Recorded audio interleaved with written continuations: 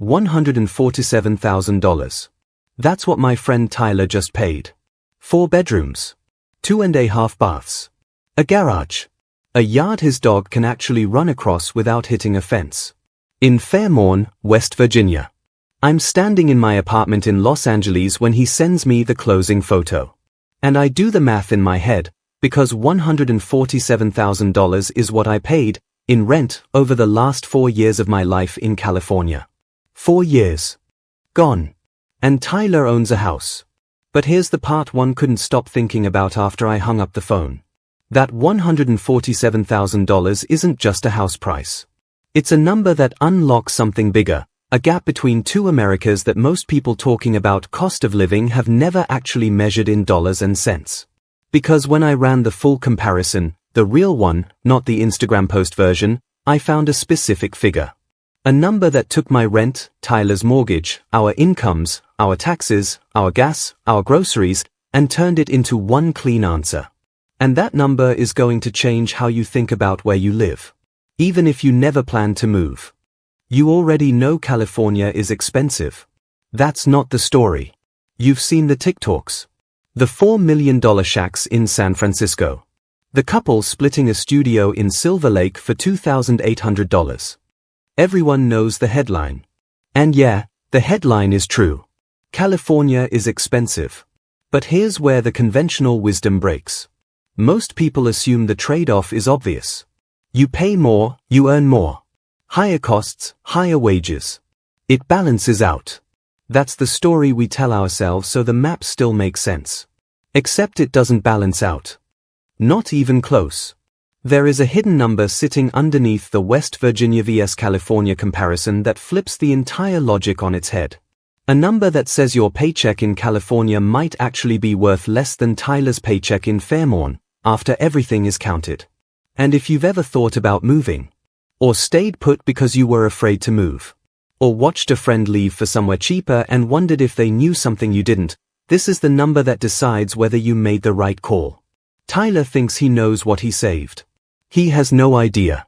Let me stack this for you the way I stacked it for him. On a napkin. At a diner. In Morgantown. Data point 1. The median home price in West Virginia right now is around $203,000, based on January 2026 figures. In California, the statewide median is $904,640 as of June 2026. That's not a gap. That's a canyon. You could buy Tyler's actual house, plus 3 more just like it on his street, and still have change left over for what a single median California home costs. 4 families worth of shelter, for the price of 1. Data point 2. Median household income. West Virginia, about $55,217 a year.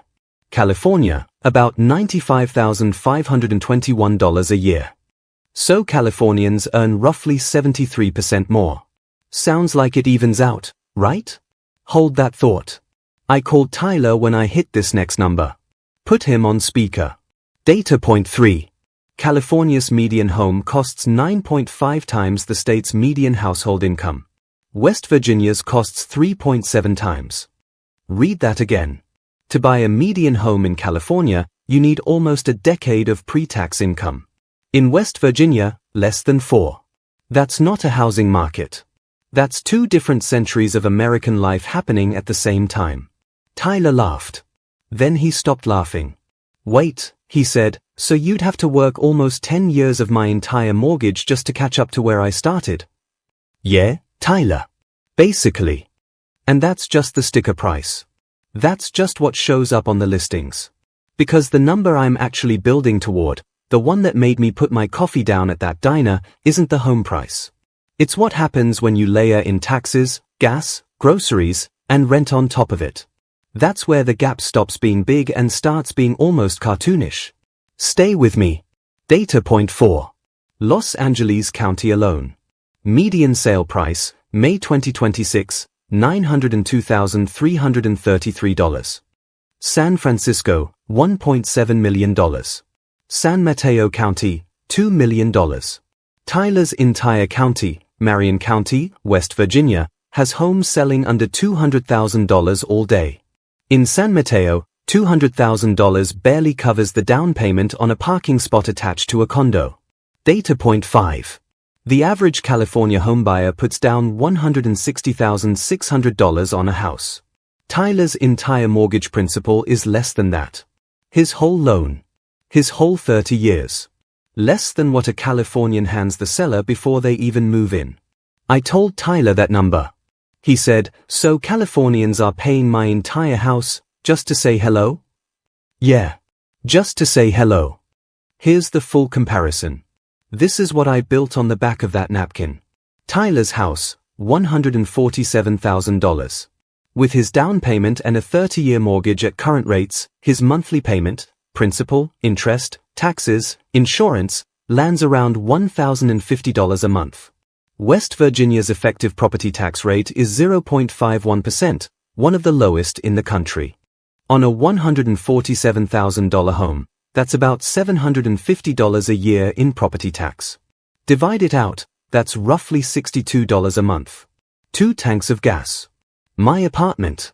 Los Angeles. 1 bedroom. $2,850 a month.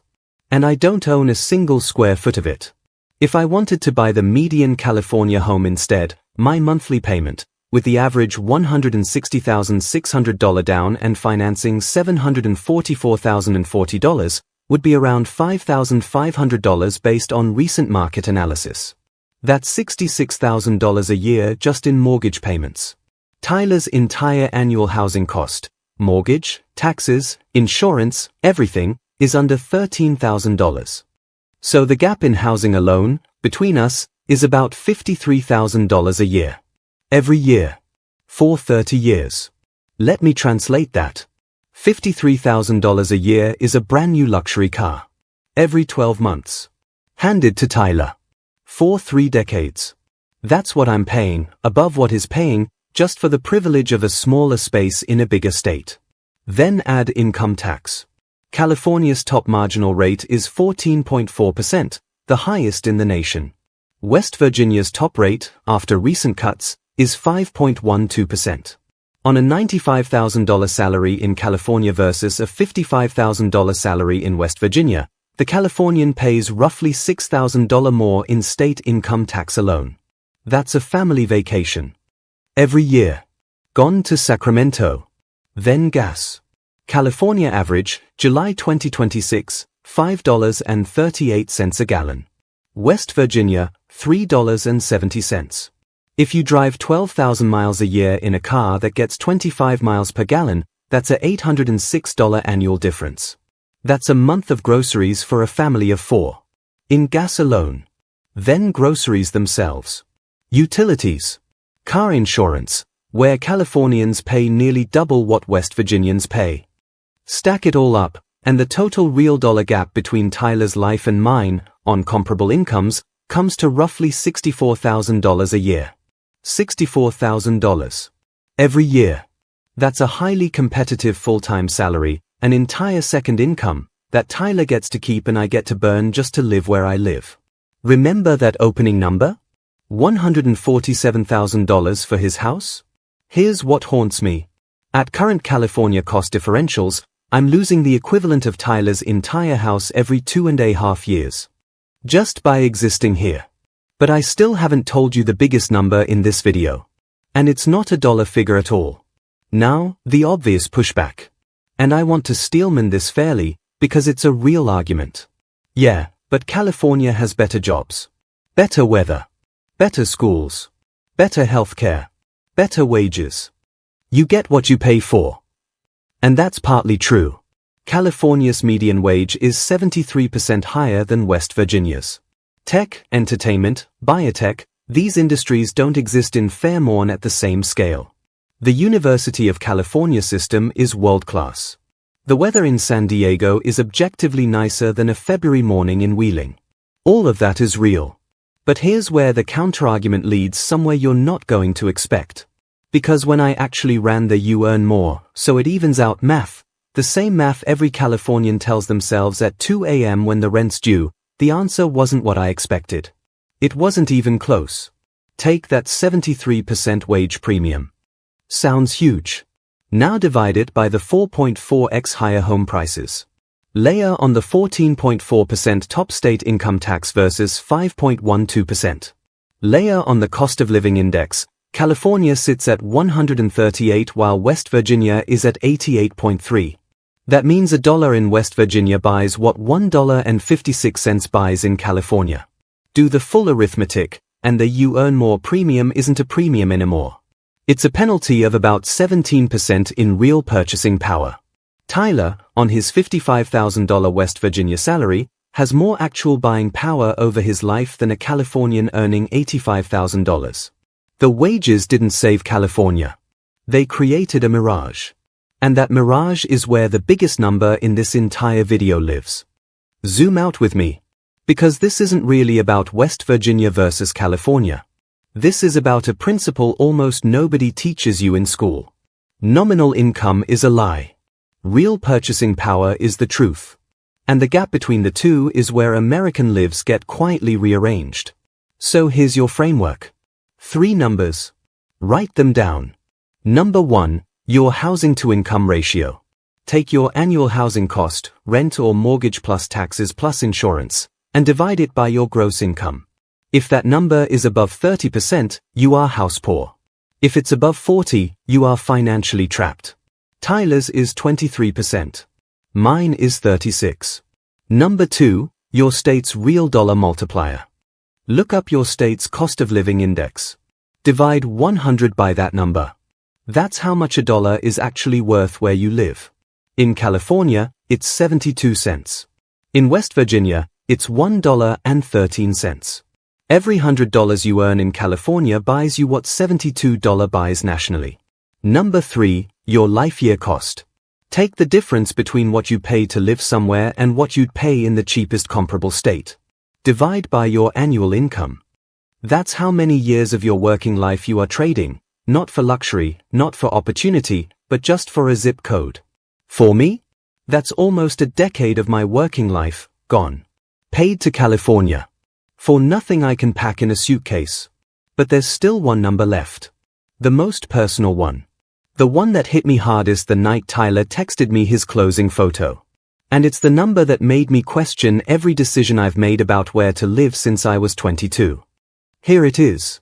Tyler's $147,000 house isn't a bargain. It's a receipt.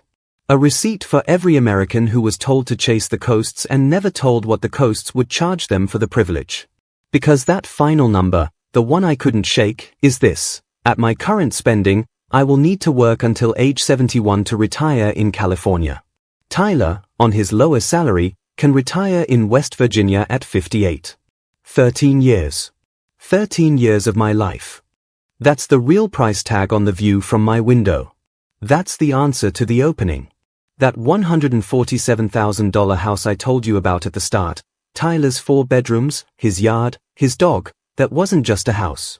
That was 13 years of freedom, purchased at the price of a used Honda. And the reason my rent felt like $147,000 wasn't a coincidence. It was the exact ledger. 4 years of my California life equals 1 entire West Virginia house, paid in full. That's the gap. That's the whole video. Screenshot it. But before you close this, one last thing. Because if you thought West Virginia versus California was extreme, wait until you see what happened when I ran the same comparison between 2 cities that are only 90 minutes apart by car, same state, same climate, same weather, and found a $612,000 difference on the exact same 1,800 square foot house. Same state. Same drive time. 600 grand. I'll show you that one soon. Now, I want to hear from you. Not a generic answer. A specific one. If someone handed you Tyler's $64,000 a year gap, in cash, every year for the next 30 years, $1.92 million total, would you take it and move? Or is there something about your city that's worth more than $1.92 million to you? Tell me the number. Tell me the city. And tell me if it's worth it. Because Tyler thinks I'm crazy for staying. And most days? I think he might be right.